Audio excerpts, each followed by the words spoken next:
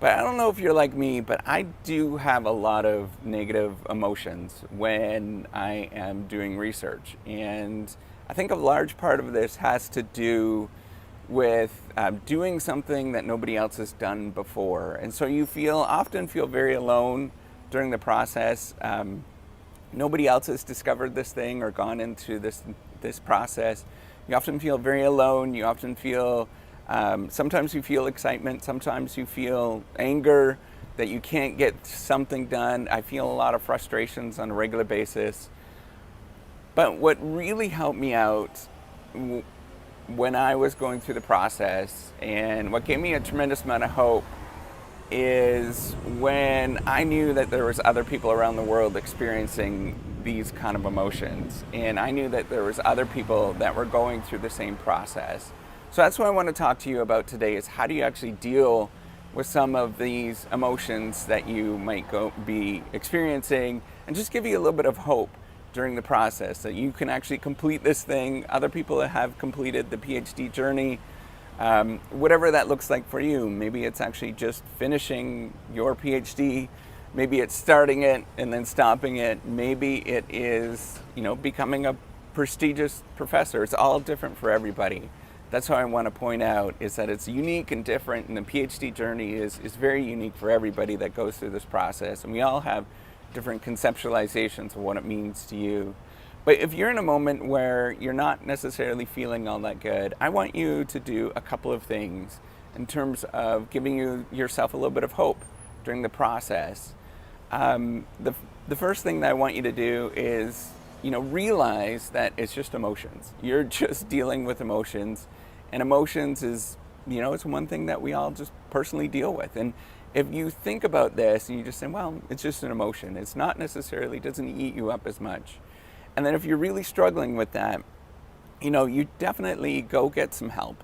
That's going to help you out in terms of going and talking with somebody. Maybe it's a counselor, maybe it's your physician, whatever it is.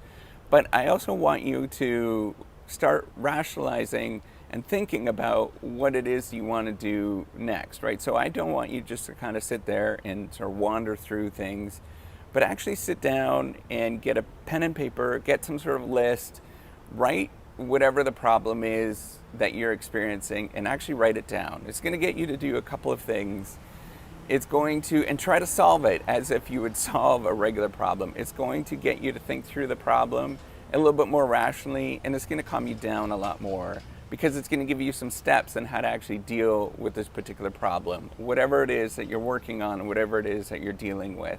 So even if it's sort of things that you're dealing with your family, for example, maybe it's your spouse, just sit down and start writing things down and actually trying to make sense of what this is on a piece of paper, and write down pros and cons, do all that kind of stuff that you know about in terms of coming up with some sort of solution. It's going to help you out a tremendous amount in terms of getting yourself some hope.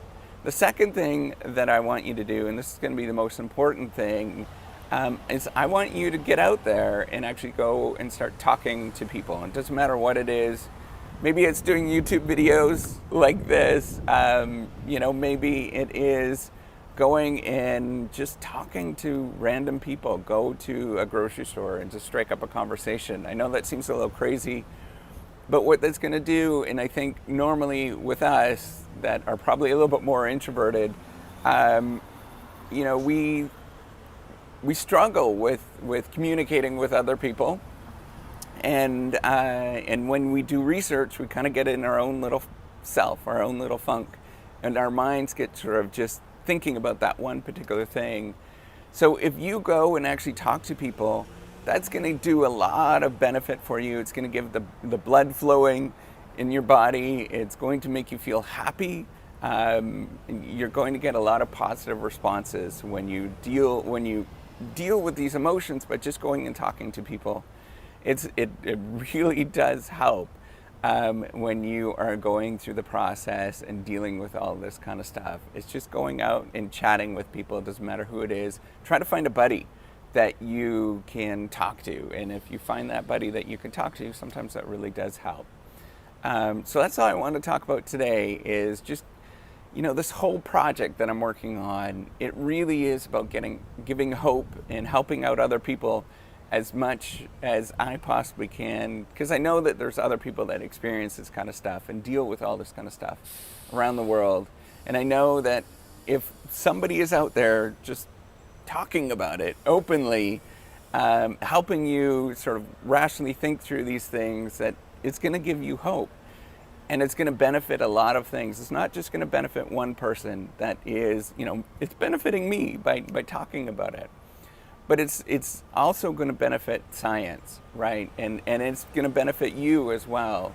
So what do I mean by that? It's going to benefit you because it's going to help you sort of sort through these problems. Everybody, what's funny with the internet, it's really kind of hilarious, is that the internet is all our sort of personal counselor.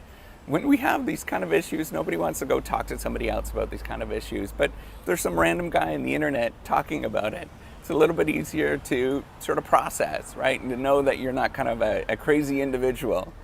And then in terms of science, I think this is where the fundamental breakdown in science is right now. It's nothing to do with research methods. It's nothing to do with knowing your theory and stuff like that. It's actually to do with motivation, and to know that you're not the only person that's dealing with this. It's a tough journey. It's really difficult to go through, and to be a scientist, to be a social scientist, to be a natural scientist, whatever it is. It's really tough and it's very difficult to do. And I think most of us either just get thrown into the cage, and then we have to wrestle that lion by ourselves.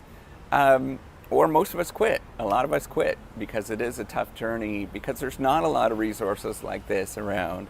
So I want you to know that I'm going to be here for you, trying to give you as much hope during the PhD process, wherever that journey is, wherever you are, and just know that there are other people around the world that are dealing with the same issues. And if you need anything at all, make sure you leave some comments below and let me know, and I'll try to help you out in terms of answering questions. I'm always here.